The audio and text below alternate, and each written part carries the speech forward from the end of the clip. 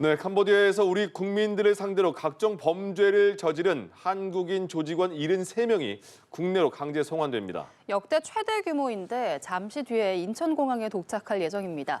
앞으로 수사가 어떻게 이루어질지 서정빈 변호사와 함께 짚어보겠습니다. 네, 안녕하십니까? 안녕하십니까? 예. 정말 나쁜 사람들이잖아요. 예. 이들의 범죄를 피해를 입은 우리 국민이 800여 명이 넘고 피해 금액이 거의 500억 원에 달한다고 하는데 어쨌든 이들 어떤 사람입니까? 일단 전체적인 규모 자체도 지금 역대급으로 상당히 큰 규모고 정부가 특히 이제 전세기를 띄워서 한 번에 이 정도 인원을 데려오는 것도 역대 최대 규모입니다. 말씀하신 것처럼 73명에다가 예. 이 피해 규모도 지금 피해자만 869명 그리고 피해 액수도 486억 원에 해당을 하는 예. 정말 큰 그런 범죄들을 저지른 피해자들인데 네. 이들 중에서 상당히 좀 눈여겨볼 만한 그런 사람들이 이제 이른바 로맨스 스캠 부부 사기단이 예. 여기에 포함이 되어 있습니다. 예.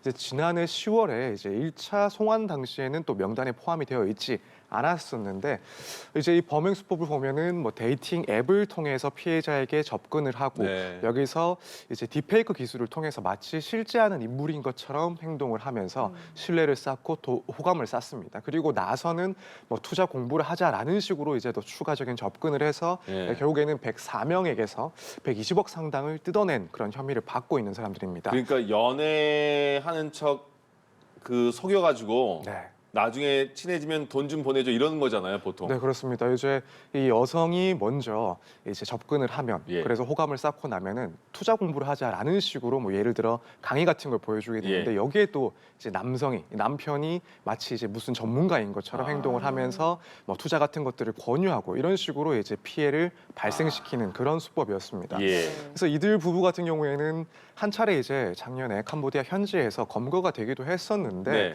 이제 현지 경찰과의 그런 뒷거래로 석방이 됐다라는 그런 정황까지도 있는 사람들이라서 예. 사실 그동안 왜 자꾸 풀려나냐 이런 비판까지도 나왔던 인물들입니다. 예. 그래서 이번 과정에서는 우리 정부가 현지 당국에게 이들에 대한 그 송환 필요성을 상당히 지속적으로 설득을 해서 결국에는 이번 명단에도 포함을 시켰다라고 합니다. 예. 네.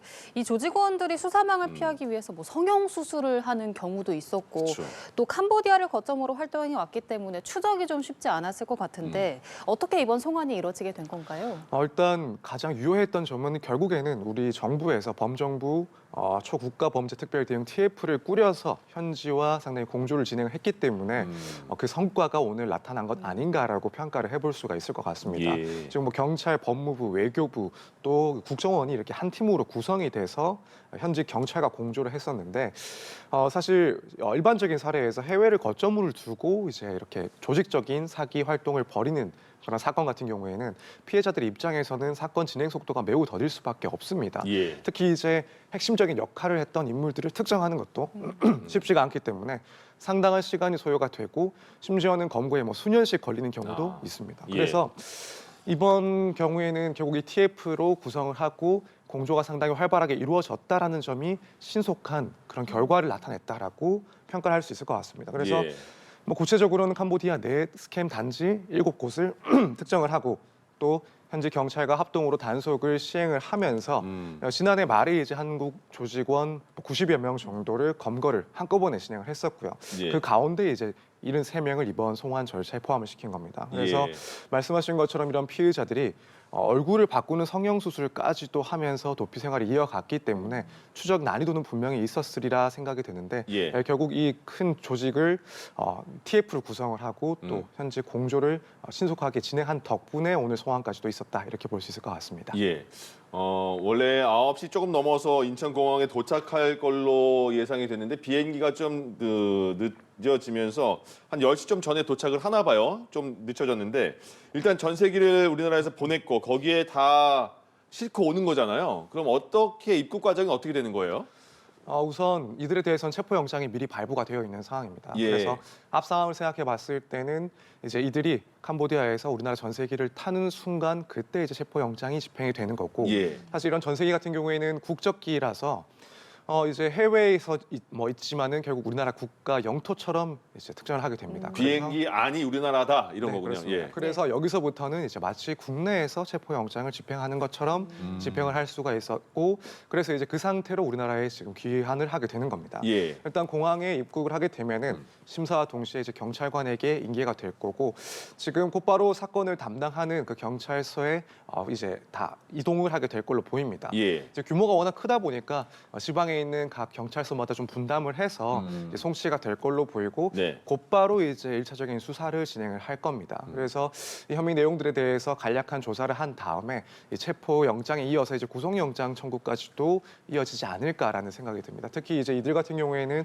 해외에서 범죄를 저질렀기 때문에 예. 아마 뭐 역할 분담을 어떻게 했는지도 살펴보긴 하겠지만 이 대부분의 경우에는 구속영장 청구까지도 진행이 되지 않을까라는 생각이 듭니다. 특히 이제 부부 사기단 예, 예. 같은 경우에는 다수의 피해자들 또 다수의 피해액이 명확하게 이제 확인이 되고 있는 그런 예. 상황이기 때문에 이들에 대해서는 상당히 빠르게 수사를 하고 곧바로 구속영장 청구까지도 진행을 할 거다 이렇게 보여집니다. 예. 네, 지금 저희가 인천국제공항의 입국장 화면을 보여드리고 있는데 9시 48분이죠. 한 1시간 20분 정도 뒤면은 이 송환자들이 도착을 해서 이곳을 통해서 나올 걸로 보이는데요. 저희가 들어오는 화면들 있으면 그때그때 계속해서 보여드리도록 하겠습니다.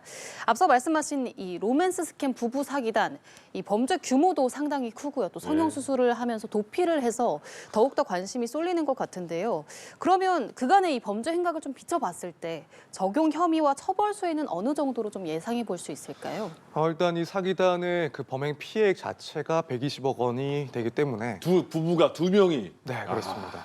그렇기 때문에 일단 특경법이 적용이 될 걸로 보입니다. 특경법 같은 경우에는 이득금이 50억 원 이상이 되면은 무기징역형이나 혹은 징역 5년 이상의 형을 처하도록 되어 있습니다. 예. 거기다가 이제 이들 두 명이 또 다른 조직원들과 함께 또 활동을 한 것으로 보이기 네. 때문에 그럼 이제 범죄 단체 조직 그리고 범죄 단체 활동죄도 포함이 되게 됩니다. 그리고 이제 실질적인 내용을 봤을 때 이들은 한번 잡혔다가 또 석방이 됐다라고도 하고 또 성형 수술까지도 해서 상당히 도피 행각을 이어갔던 그런 사람들입니다. 그러다 보니까 이런 과정 역시도 고려했을 때 죄질이 상당히 더 안 좋다라는 평가를 받게 될 거고, 이제 짐작을 하건대 최소 2자릿수 이상의 실형을 선고받을 가능성이 상당히 높지 않나라고 보고 있습니다. 예.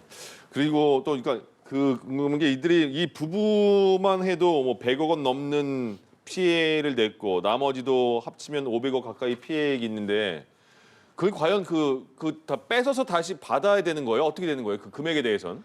일단 범죄 수익금이 남아 있는지가 중요할 텐데 예, 그쵸. 사실 또 많은 금액을 이미 소비를 해서 사라진 예. 경우들도 꽤 있을 걸로 보입니다. 다만 이제 그럼에도 불구하고 전체 피해금 자체가 상당한 규모이기 때문에 또 어느 정도 의미 있는 수준 정도는 그 수익금이 남아 있지 않을까라는 생각이 듭니다. 예. 그래서 이 부분에 대해서는 결국에는 환수 조치가 이어져야 되는데 예. 사실 뭐 일반적인 경우에 뭐 이런 수사기관에서 환수 조치가 없다라고 하면 피해자들이 개인적으로 그것들을 추적을 한다거나 혹은 환부를 받을 수 있는 그런 절차들을 밟는 것은 상당히 쉽지가 않습니다. 그러네요. 그래서 물론 이 형사 재판 과정에서 가해자들이 형량을 조금이라도 낮춰보기 위해서 피해자들과 변제를 하면서 합의를 하는 경우들이 있긴 한데 예. 이건 어디까지나 이 가해자들의 의사에 맡겨져 있는 거라서 피해자들 입장에서는 그냥 이렇게 사건이 진행된다라고 했을 때 피해를 회복할 수 있는 방법이 상당히 적습니다. 예. 그렇기 때문에 결국 정부나 혹은 수사기관 차원에서 현재까지 확보를 할 수 있는 그런 수익금에 대해서는 확보를 하고 동결 조치를 취해서